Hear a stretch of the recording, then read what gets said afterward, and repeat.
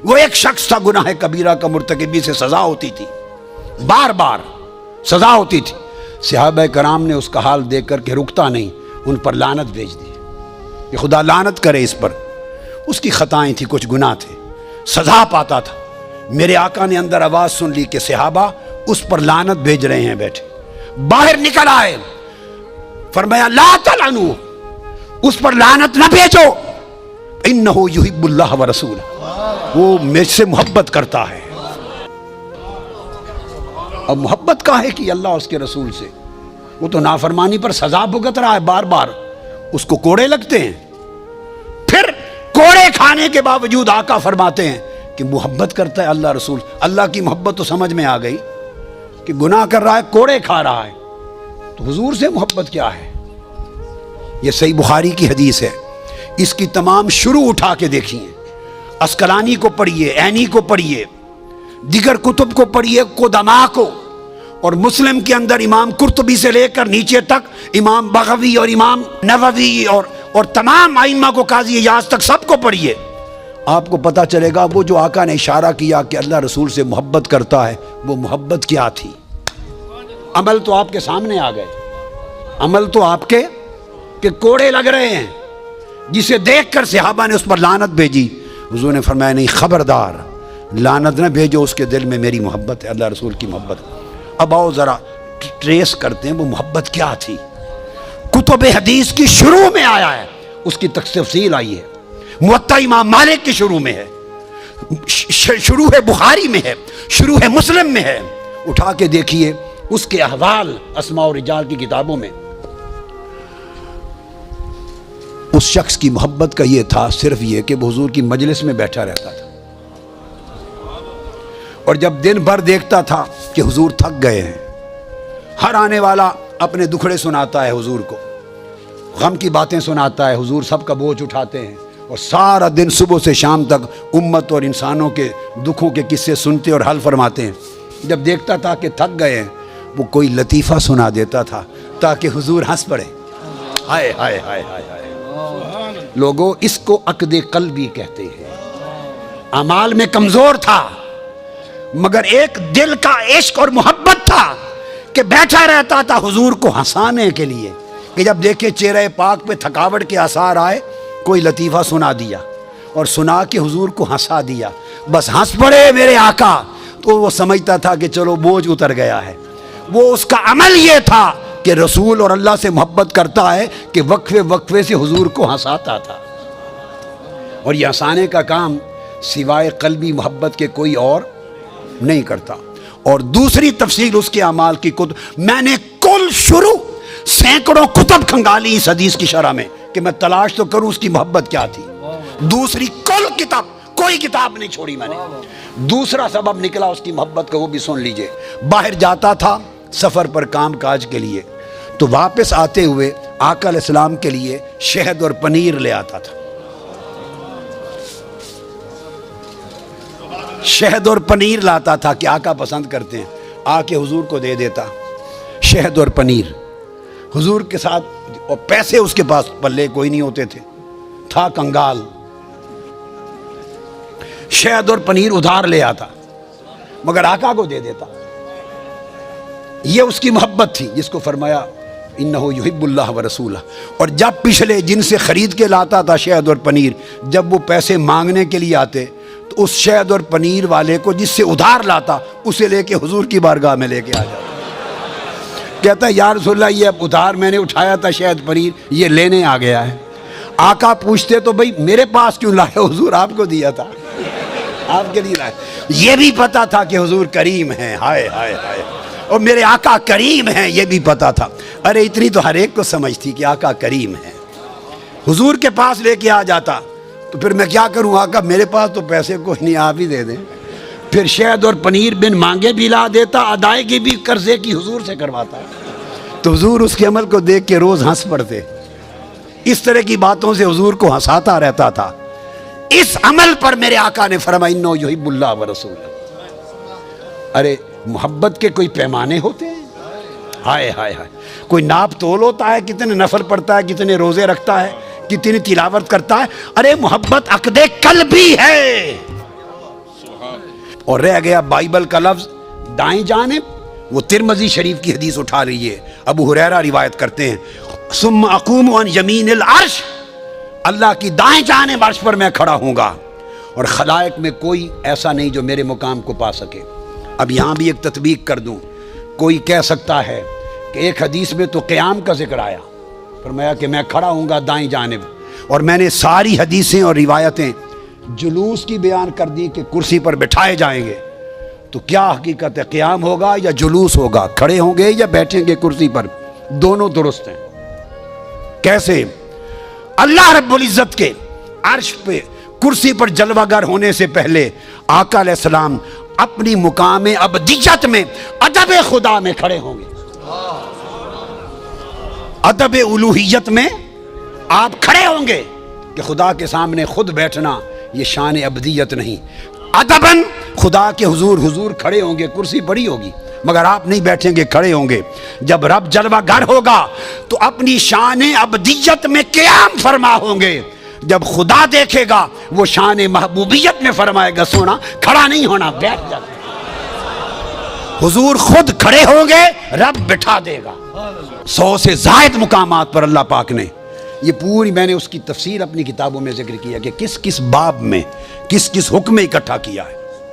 اللہ پاک فرمایا تلک حدود اللہ ومن یطع اللہ ورسولہ، بس صرف چند نمونے سن لیں کہ قرآن کا عقیدہ کیا ہے، اختتام پھر حدیث اور صحابہ پر کر دیں گے۔ اللہ اور اللہ کے رسول کی جس نے نافرمانی کی، ومن یعص اللہ ورسولہ فردوہ الی اللہ والرسول، آپ دیکھتے چلے آئیے نمونے کہ خدا کس طرح جوڑتا ہے، ہم پھوڑتے ہیں۔ وَإِذَا قِيلَ لَهُمْ تَعَالَوْا إِلَىٰ مَا أَنزَلَ اللَّهُ وَإِلَى الرَّسُولِ إِنَّمَا جَزَاءُ الَّذِينَ يُحَارِبُونَ اللَّهَ وَرَسُولَهُ، جو اللہ اور اس کے رسول سے جنگ لڑتے ہیں، جو اللہ اور اس کے رسول کی طرف آتے ہیں، اللہ اور اس کے رسول کی طرف لوٹا دو، جو اللہ اور اس کے رسول کی نافرمانی کرتا ہے۔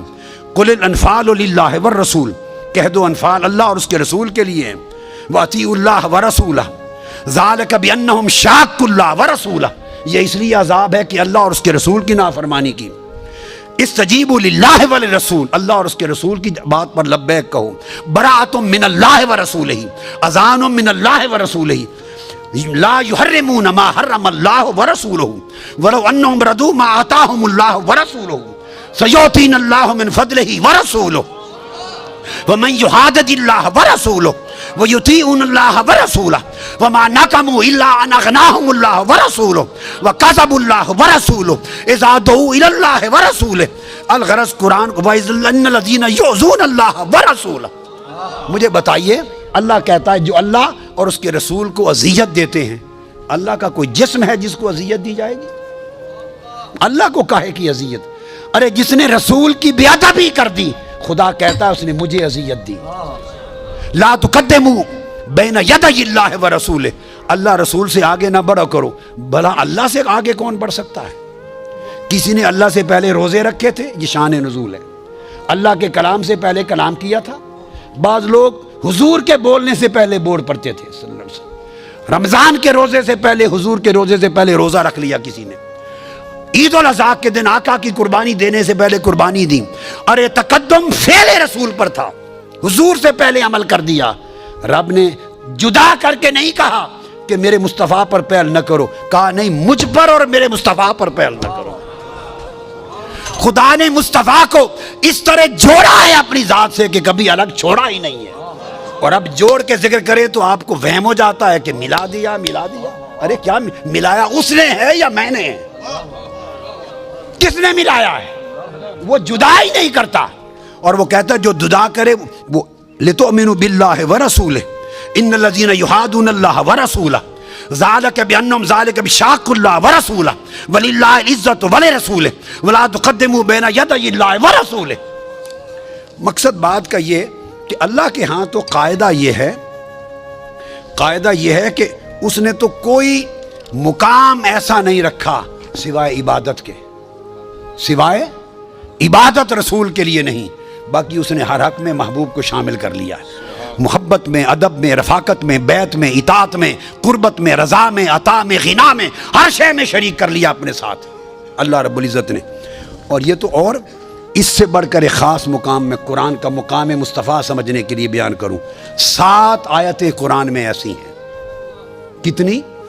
جہاں اللہ رب العزت نے اپنا اور اپنے محبوب کا ذکر کیا، 2 کا ذکر کیا اور ضمیر واحد کی استعمال کی. 2 کا ذکر کیا اور انہیں نہیں کہا، اسے کہا. وَمَن يَعْصِ اللَّهَ وَرَسُولَهُ وَيَتَعَدَّ حُدُودَهُ يُدْخِلْهُ نَارًا خَالِدًا فِيهَا، کہ جو اللہ اور اس کے رسول کی نافرمانی کرے اور اس کی حدود کو توڑے. ائمہ تفسیر لکھتے ہیں کہ ذکر 2 کا ہے، اللہ اور اس کے رسول کی نافرمانی، تو کہنا چاہیے تھا وَيَتَعَدَّ حُدُودَهُمَا، تثنیہ کا صیغہ، ان دونوں کی حدود کو توڑے. نہیں، دونوں کا ذکر کر کے حدودہ میں ضمیر واحد کی استعمال کی. وہ تو ضمیر بھی ایک کر دیتا ہے 2 کا ذکر کر کے، اور تثنیہ کی نہیں یوز کرتا. اسی طرح قرآن مجید کی دوسری آیت فرمایا یا ایھا الذین آمنوا اطیعوا اللہ ورسولہ ولا تولوا عنہ وانتم تسمعون. انفال، اے ایمان والو اللہ اور اس کے رسول کی اطاعت کرو اور اس سے منہ نہ پھیرو. اب اس سے مراد کون ہے؟ جانتے پھر؟ اس نے یہ عقیدہ سمجھایا اللہ اور اس کے رسول کی اطاعت کرو، اور انہو نہیں فرمایا انہما کہ دونوں سے منہ نہ پھیرو، نے فرمایا انہو اس سے منہ نہ پھیرو، ثابت کرنے کے لیے کہ جس کا چہرہ مصطفیٰ سے پھر گیا وہ خدا سے پھر گیا. خدا اور مصطفیٰ کا رخ ایک ہے. وَلَمْ يَقُلْ عَنْهُمَا، امام قرطبی فرماتے ہیں یہ کوئی میری ایجاد نہیں ہے، ائمہ یہ عقیدہ دیتے رہے کہ انہما تثنیہ 2 کی بات نہیں کی، 2 کا ذکر کیا اور بات 1 کی. اسی طرح فرمایا یا ایھا الذین آمنوا استجیبوا للہ وللرسول اذا دعاکم لما یحییکم، جب اللہ اور اللہ کا رسول تمہیں بلائے. اذا دعاکم، اللہ اور اللہ کا رسول، تو چاہیے تھا لغت کے حساب سے کہ کہا جاتا اذا دعواکم، اللہ اور اس کے رسول دونوں تمہیں بلائیں. when they call you, they invite you. ذکر کرتا ہے کہ اللہ and his prophet when he calls you، وہ تو دے ہٹا دیتا ہے، وہ 2 کو 1 کر دیتا ہے. ضمیر 1 کی استعمال کی تاکہ پتہ چل جائے کہ خدا اور مصطفیٰ کی دعوت بھی ایک ہے اور خدا اور مصطفیٰ کی استجابت بھی ایک ہے. اب یہ جو آیت اتری صحیح بخاری میں ہے. ہم بخاری زندگی بھر بہت کرتے ہیں مگر کبھی بخاری کو پڑھا دیکھا سمجھا نہیں ہے.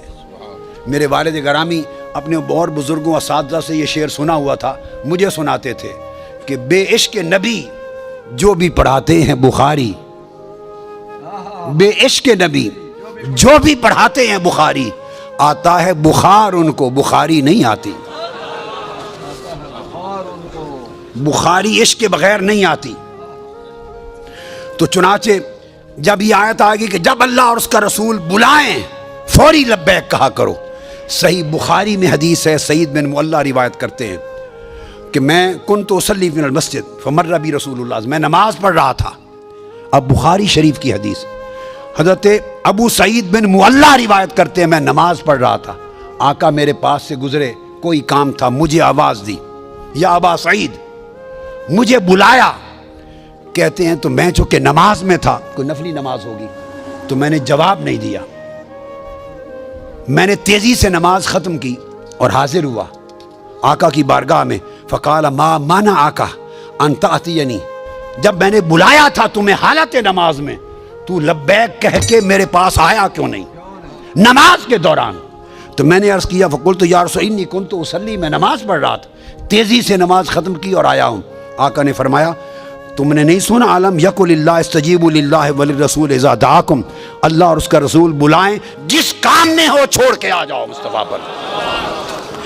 تبھی نے امام شافعی کا فتویٰ نقل کیا اس مقام پر. امام شافعی کا فرماتے ان الصلاۃ لا تبطل لامر رسول اللہ بالاجابۃ وان کان فی الصلاۃ، آقا بلا لے، نمازی نماز میں ہو صحابی، تو لبیک کہہ کے آقا کی بارگاہ میں چلے جانے سے نماز نہیں ٹوٹتی. ارے لوگوں، صحابہ کرام کی توحید کو بھی دیکھو، اور آج اپنی توحید کو بھی دیکھو. ہماری توحید جو ہم نے گھڑ لی وہ یہ بتاتی ہے کہ نماز میں حضور کا دھیان بھی آ جائے تو نماز ٹوٹ جاتی ہے. اور صحابہ کی توحید بتاتی ہے حضور کو تک لیں کام میں چلے جائے تب بھی نماز نہیں ٹوٹتی. تم دھیان پر نماز ٹوٹنے کا خیال کرتے ہو، وہ حضور کی نوکری اور کام پر بھی نہیں توڑتے. اب صحابہ کرام کا عقیدہ توحید ان سے لو، عقیدہ رسالت صحابہ سے لو، ایمان صحابہ سے لو. ہمیں چاہیے کہ اپنے من گھڑت عقائد کے برتن توڑ دیں. جو ابو بکر و عمر اور عثمان و علی کا عقیدہ تھا، جو اہل بیت اطہار کا عقیدہ تھا، وہی حق ہے. اور قرآن اور سنت کو ان سے بہتر کوئی سمجھتا نہ تھا. اب ان کا عقیدہ کیا ہے؟ امام سیدنا صدیق اکبر تھے، انہوں نے سمجھا کہ شاید آقا باہر آ گئے ہیں، حضور آ گئے ہیں. سمجھا کہ حضور آ گئے. فناکس ابو بکر علیہ کے بیل یسر الصفا، صرف اتنا جان کر کے حضور نکل آئے ہیں، ادب مصطفیٰ میں مصلی چھوڑ دیا. نماز خدا کی ہو رہی ہے، ادب مصطفیٰ کا ہو رہا ہے. یہ توحید ہے. ان کی نمازیں نہیں ٹوٹتی تھی حضور کی محبت سے، حضور کے ادب سے، حضور کے چہرے کو تکنے سے، حضور کی خاطر مصلی چھوڑ دینے سے. دھیان کیا رہ گیا؟ دھیان کیا ہے؟ دھیان کیا ہے؟ ان کا دھیان بھی مصطفیٰ تھا، ان کا گیان بھی مصطفیٰ تھا، ان کا وجدان بھی مصطفیٰ تھا. وہ حضور کی حال میں فنا ہو جاتے. آپ نے مصلی چھوڑ دیا تو سمجھا کہ آقا تشریف لے آئے. جب حضور نے دیکھا کہ یہاں تو سما ہی بدل گیا، سارا پلٹ گیا، تو ہمیں اشارہ کیا نتموا صلاتکم، نمازیں مکمل کر لیں. نہیں فرمایا کہ نمازیں ٹوٹ گئیں دوبارہ پڑھ لیں، نہیں فرمایا کہ نمازیں ٹوٹ گئیں دوبارہ پڑھ لیں. چہرے بھی پھر گئے، مصلی بھی چھوٹ گئے، سما بھی بدل گئے، تو فرمایا نماز مکمل کر لو. آقا نے تصدیق کی مور لگا دی کہ اس طرح مجھے تکنے اور مجھ میں محو ہونے سے نمازیں نہیں ٹوٹتی، نمازیں کمال پہ پہنچتی ہیں، با کمال ہوتی ہیں. فرمایا پوری کر لو. پھر آقا علیہ السلام نے پردہ ڈال دیا سارا. اب تصور یہ ہے حضور کی شان کو کھول کھول کر بیان کریں. میں آپ کو پیمانہ دے رہا ہوں، سارے ہی اچھے ہیں، میں تو سب سے ماڑا ہوں، مگر یہ جاننے کے لیے کہ کس کا عقیدہ صحیح کس کا غلط، کون حضور کا وفادار اور کون تاجدار کائنات کا غدار، کس کی قبر اور آخرت میں بخشش ہوگی اور کون زنجیروں میں جکڑا جائے گا، یہ جاننا ہو تو دیکھا کریں کہ حدیث مصطفیٰ کی کتب سے چن چن کے حضور کی شانوں کی حدیثیں کون بیان کرتا ہے اور کون عمر پر خطاب کرتا ہے اور چھپا جاتا ہے. اگر کوئی غلام ہے تو آقا کی شان بیان کرتے کرتے تھکے گا نہیں. اور جو یہ حدیث عمر پر آپ کو نہیں سناتا، یہ نہیں اس نے پڑھی نہیں، کو میں نے کوئی نئی بخاری نہیں بنا لی، کوئی صحیح مسلم نئی میرے مطبع سے نہیں چھپی. بھئی یہ ساری دنیا میں وہی بخاری و مسلم ہے. اگر کوئی نہیں بناتا نمازیوں کو تو سوال سوچنے والا ہے کیوں نہیں بتاتا؟ مقام مصطفیٰ کا عقیدہ صحیح نہیں. یا ابا بکر ما مانا کن تثبت زمرت، کیوں نہیں میرے حکم کی تعمیل کی؟ فقال ابو بکر ما کانا لابن ابی قحافہ ان یصلی بین یدی رسول اللہ. آقا ابو قحافہ کے بیٹے کی کیا مجال کہ سرکار پیچھے کھڑے ہو اور میں پشت کر کے آگے کھڑا رہوں. ارے نماز خدا کی ہے، ادب مصطفیٰ کا ہے. یہ ہے عقیدہ، یہ ہے مقام مصطفیٰ. تو آقا نے صحابہ کرام کو سکھا دیا کہ آئندہ کبھی ایسا ہو تو تالیاں نہ بجایا کرو، سبحان اللہ کہا کرو. گویا شریعت کا مسئلہ دے دیا کہ جائز ہے، نماز میں اس حد تک ادب کرنا بھی جائز ہے. اور یہ صحابہ کرام کو یہ مقام مصطفیٰ کی معرفت تھی. یہ کس نے آداب سکھائے تھے؟ صحیح مسلم میں آتا انس بن مالک روایت کرتے ہیں میرے آقا کبھی حجامت کرواتے. لقد رأيت رسول اللہ صلی اللہ علیہ وسلم والحلاق يحلق وأطاف به أصحابه فما يريدون أن تقع شعرة إلا في يد رجل. امام مسلم روایت کرتے ہیں حدیث صحیح. آقا کبھی حجامت کرواتے تو جو نائی تھا نا، نائی ہیئر ڈریسر، حجام، صحابہ اس کا طواف کرتے تھے ارد گرد جیسے کعبے کا طواف ہوتا ہے. ارے تم حضور کے طواف سے ڈرتے ہو تو حضور دے نائیاں دا بھی طواف کر دے سن. ہائے ہائے سبحان اللہ، وہ تو حضور دے نائیاں دا طواف کر دے سن. عقیدہ ایسا بناؤ کہ حضور دے نائیاں تے میراسیاں دا بھی طواف ہوئے. اور میں تو عمر بھر کہتا ہوں میں تو حضور کا میراسی ہوں. ہائے ہائے کبھی میراثی قبول کر لیں، کبھی سگ قبول کر لیں، عمر بھر خدا کی قسم عمر بھر جتنی عمر خدمت کی ہے دین کی اور حضور کے گن گائے ہیں، زندگی میں کبھی اس پوری محنت اور کاوش پر لکھا ہے یا بولا ہوں ایک پیسہ بھی کوئی ہدیہ نذرانہ کوئی ایک پیسہ نہیں لیا، حرام جانا ہے، صرف ایک چیز کا منتظر ہوں کہ جب ملاقات ہو قیامت کے دن تو کہہ دے او کتیا اچھی خدمت کی تھی تیرے نال راضی ہیں، لب مسکرا پڑے اور کہہ دے کہ نوکرا کتیا تیرے تے خوش ہیں تو چنگی نوکری کیتی ہے، بس ایک مسرت کے لیے زندگی لگا، یہ ہے عقیدہ، یہ مقام مصطفیٰ۔ پاگل اونٹ سجدے میں گر جاتے، صحابہ نے پوچھا یار پہلے کہا آقا آگے نہ جائیے پاگل ہو گیا ہے یہ ٹکر مارے گا کاٹے گا، فرمایا نہیں مجھے نہیں کچھ کرتا، تشریف لے گئے، وہ زمین پہ بیٹھ کے سر رگڑتا ہوا سجدہ ریز ہو گیا۔ صحابہ نے پوچھا یا رسول اللہ یہ پاگل بھی آپ کو پہچانتا ہے؟ آقا نے فرمایا سوائے ایک بد عقیدے کی ہر کوئی پہچانتا ہے۔ فلما قدم معاذ من الشام سجد للنبی صلی اللہ علیہ وآلہ وسلم، معاذ ابن جبل آئے آقا کے سامنے سجدہ کر دیا، قال ما ھذا یا معاذ، آقا نے پکڑیا فرمایا معاذ کیا کر رہے ہو، یہ کیا کر دیا؟ قال اتیت الشام فوافقتهم یسجدون لاساقفتهم وبطارقتهم فوددت فی نفسی ان نفعل ذلک بک، آقا میں شام گیا میں نے دیکھا وہ اپنے بڑے عزت والے اور بڑے اونچے درجے والوں کو سجدے کرتے ہیں، میں نے عمر پر دیکھا وہ بڑوں کو سجدہ کرتے تھے، تو آقا کائنات میں آپ سے بڑا کون ہے؟ اس لیے میرے دل میں آیا وہ اپنے بڑوں کو سجدہ کرتے ہیں تو میں آپ کو سجدہ کروں، سجدہ کر دیا۔ آقا نے فرمایا فقال رسول لا تفعلوا فإنی لو كنت آمرا احدا ان يسجد لغیر اللہ لامرت المرأة ان تسجد لزوجها۔ جب یہ مقام عقیدے میں آ جائے تو پھر آقا علیہ السلام کی اطاعت خدا کی اطاعت، حضور کی محبت خدا کی محبت، حضور کا ادب خدا کا ادب، آقا علیہ السلام کی حرمت خدا کی حرمت، حضور کی بیعت خدا کی بیعت، حضور کی طلب خدا کی طلب، حضور کی رضا خدا کی رضا، حضور کی عطا خدا کی عطا، حضور کا غنا خدا کا غنا، حضور کی قربت خدا کی قربت، حضور کی بے ادبی خدا کی بے ادبی، حضور سے منہ کا پھر جانا خدا سے مرتد ہو جانا۔ تو گویا عقیدہ اور ایمان کی جو پوری بنیاد ہے آقا علیہ السلام نے جو دی اور صحابہ کرام نے جو ہمیں سکھائی اپنے عمل سے، وہ شان آقا علیہ السلام کی یہ ہے، یہ مقام مصطفیٰ ہے۔ اور مقام مصطفیٰ اگر کسی کا اس پر عقیدہ درست نہیں، میں نے بتا دیا کوئی شے، آپ نے بخاری مسلم کی حدیث سن لی، کوئی شے کام نہیں آئے گی، سارے گھوم کر مرکز و محور حضور کی ذات ہے، آقا علیہ السلام کی۔